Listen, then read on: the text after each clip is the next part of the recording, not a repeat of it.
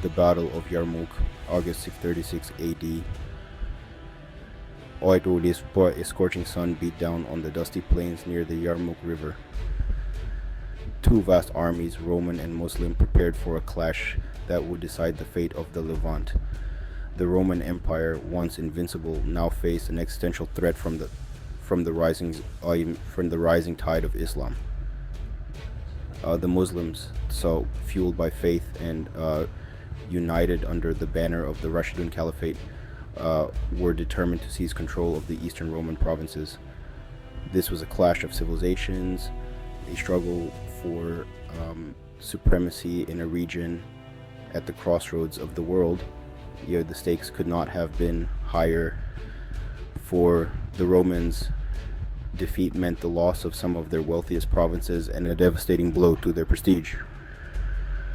For the Muslims, victory promised control of a pivotal region and the opportunity to spread their faith further into the Byzantine heartland. The stage was set for one of the most decisive battles in history. The seeds of the conflict were sown in the Arabian Peninsula, where the Prophet Muhammad's teachings ignited a firestorm of religious fervor.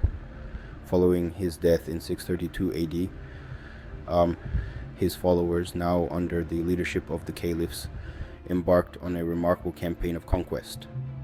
With astonishing speed, they swept across the Arabian Peninsula, subduing ancient kingdoms and uniting Arab tribes under the banner of Islam. The Byzantine Empire, weakened by internal strife and decades of war with the Persians, seemed ripe for the taking. Heraclius the Byzantine emperor desperately rallied his forces to counter the new threat. Leading the Muslim armies were brilliant commanders like Khalid ibn al-Walid, the sword of God, famed for his tactical genius. As the two forces converged on Yarmouk, a palpable tension gripped the region. The Yarmouk River snaked through a desolate landscape, its banks forming a natural barrier.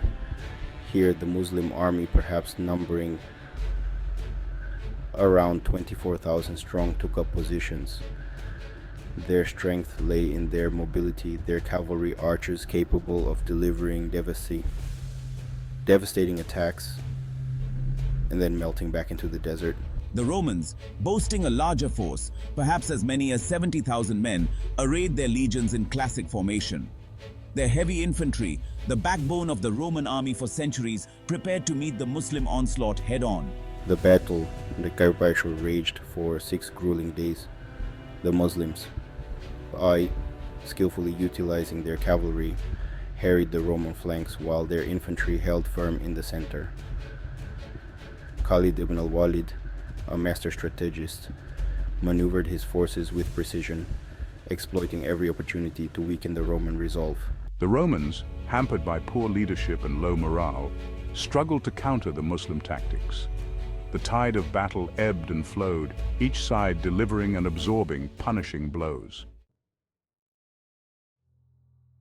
On the 6th day, the battle reached its crescendo.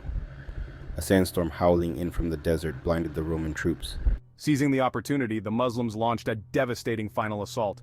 The Roman lines, already on the verge of collapse, buckled under the onslaught.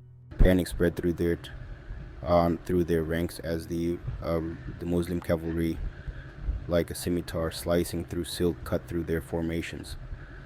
The rout was on. The Byzantine army, once the mightiest in the world, was shattered. Heraclius, witnessing the carnage from afar, fled the battlefield in despair. The road to Damascus, the heart of the Byzantine Levant, lay open. The Battle of Yarmouk, fought with unmatched ferocity on both sides, ended in a decisive Muslim victory. The consequences of Yarmouk were seismic, and again, the Byzantine Empire dealt a mortal wound, never regained its footing in the Levant. The way was paved for the rapid spread of Islam westward across North Africa and into Europe. The victory at Yarmouk emboldened the Muslim armies, fueling their drive to build an empire that would stretch from Spain to India. But Yarmouk's legacy extends beyond the battlefield. it marked a turning point in history, the moment when a new power emerged on the world stage, challenging the old order and reshaping the political and religious map of the Middle East. The echoes of that clash on the banks of the Yarmouk River still resonate today, a testament to the enduring power of faith, ambition, and the human desire for conquest.